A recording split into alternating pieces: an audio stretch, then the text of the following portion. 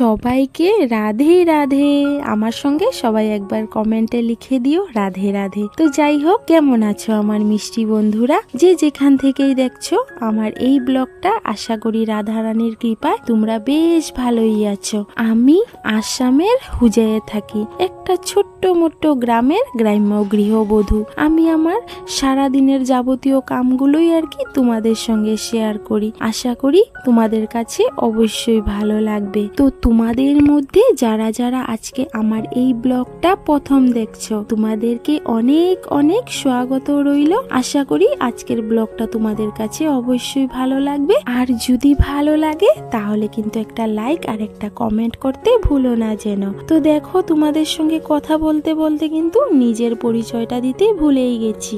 আমি পিঙ্কি, আর আমার চ্যানেলের নাম হলো পিঙ্কি সিম্পল ব্লগ। তো পিঙ্কি সিম্পল ব্লগের নতুন আরেকটা দিন আরেকটা ভিডিওতে তোমাদের সবাইকে স্বাগত রইল। তো জানো তো, আজকে এই দিনটা কিন্তু অন্যরকম। সেটা কেন বলো তো? কারণ আজকে হলো আমার তোমাদের দাদা ভাইয়ের জন্মদিন। তো এই জন্মদিনে যদি একটু স্পেশাল ভাবে পালন না করি তাহলে কি ভালো লাগে বলো তো? হ্যাঁ, আমি আমার সাধ্য মতো যতটুকু পারি আর কি ততটুক আমার স্বামীকে খুশি করার চেষ্টা করব। সে যেটা ভালো পায় তাকে বানিয়ে খাওয়াবো। ওই যে দেখো, আমি সকালবেলা একটু সেওয়াই বানিয়ে নিলাম, কারণ সেওয়াই খেতে কিন্তু তোমাদের দাদা ভাই ভীষণ ভালোবাসে। আর ওই যে পুরি বানিয়ে নিলাম, আর সঙ্গে একটু কড়া করে লিগার চা বানিয়ে নিলাম, কারণ সে এই জিনিসগুলো খেতে ভীষণ ভীষণ পছন্দ করে। তো ভাবলাম যেহেতু আজকে তার জন্মদিন, এতটুকু তো আমি করতে পারি। এই মানুষটা কিন্তু সারাটা বছর আমাদের জন্য কষ্ট করে যায়। তো আজকে তার যেহেতু জন্মদিন, এই দিনটা যদি একটু স্পেশাল ভাবে, স্পেশাল বলবো না, আমার সাধ্য অনুসারে আমি যা করতে পারছি আর কি সেটাই করার চেষ্টা করছি। তো দেখো, তোমাদের দাদা ভাইকে কিন্তু পুরি দিয়ে দিলাম। দেখে কিন্তু ভীষণ খুশি হয়ে গেল, দেখে অবাক।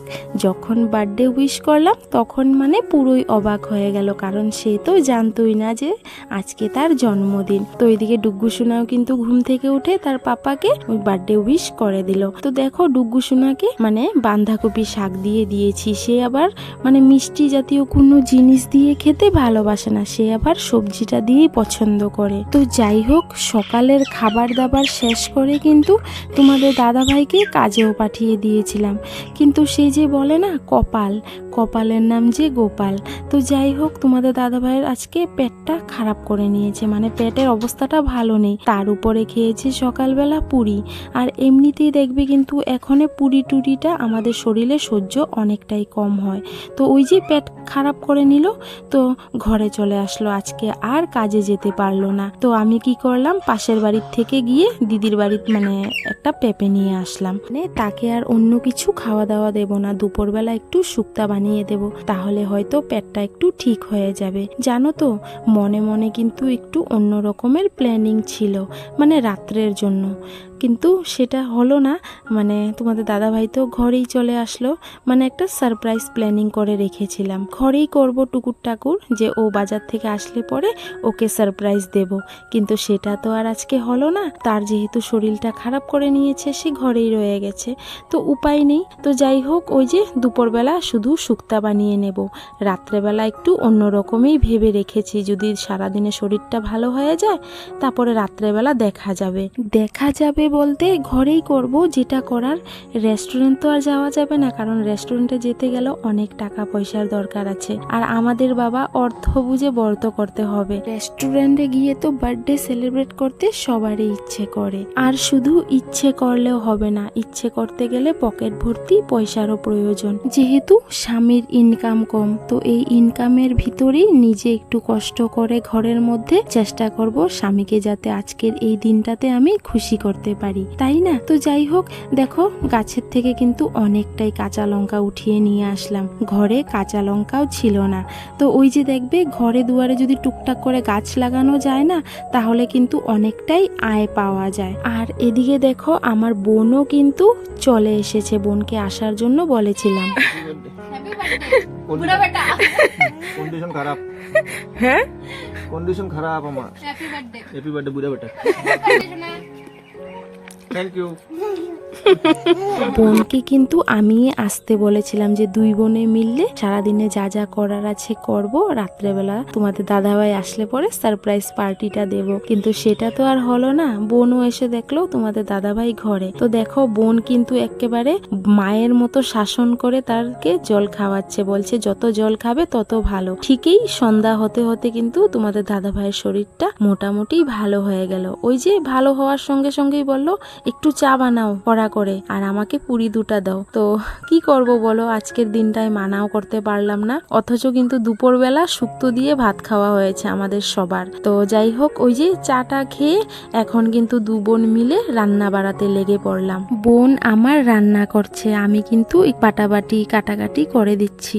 যেহেতু নিরামিষ রান্না বাড়া হবে, তোমাদের দাদাভাই তো নিরামিষে খাওয়া দাওয়া করে, আর বোন কিন্তু নিরামিষ বানাতে ভীষণ ভালো পারে আর কি, অনেক স্বাদ করে নিরামিষ রান্না বাড়া করে। তো আমি বললাম বোন তুমি রান্না করো, আমি সবকিছু রেডি করে দিচ্ছি। বানানো হচ্ছে এই যে পনির আলু, তারপর এটা কাঁচা কলার কোফতাকারি হবে, আর মিক্স ডাল করে নিয়েছি গরম।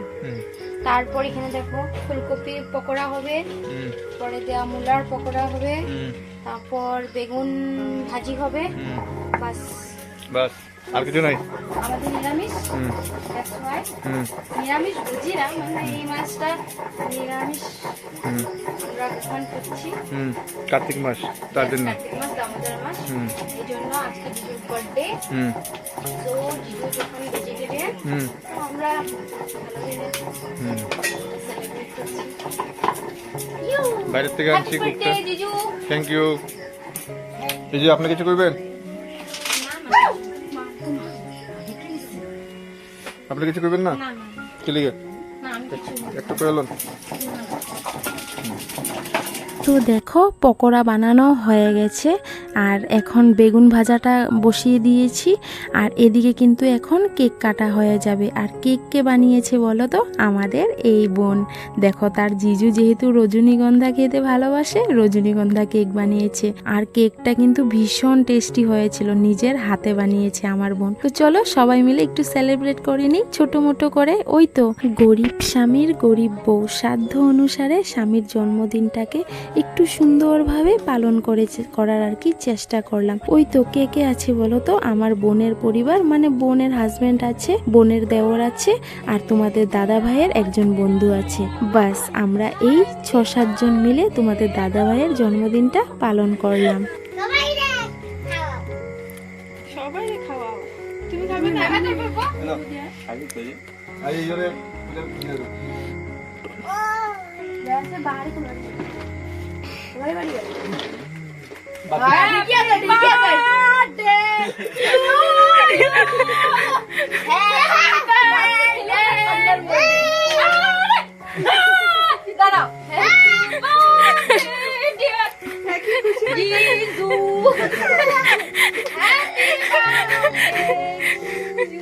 তো এখন কেকের সঙ্গে স্পেশাল আছে পকোড়া, মানে ওই যে ফুলকপির পকোড়া, পরে দিয়ে মূলোর আর বেগুন পকোড়াটা ভাতের সঙ্গে খাবো। আর এখানে সবাই সস দিয়ে আর কি এটা খেয়ে নেব।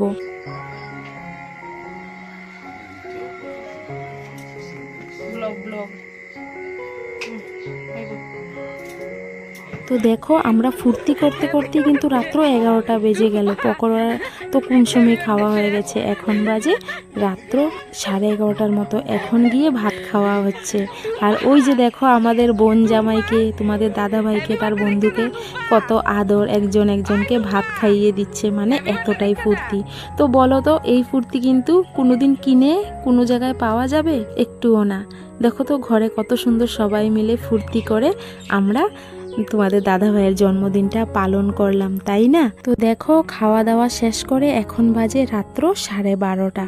সবাই মিলে এখনো গল্প আড্ডা চলছে, মানে শেষ হওয়ার নাম নেই। ওই যে দেখো আরেকজনে, মানে তোমাদের দাদা ভাইয়ের বন্ধু এগিয়ে চেয়ার নিয়ে আসলো।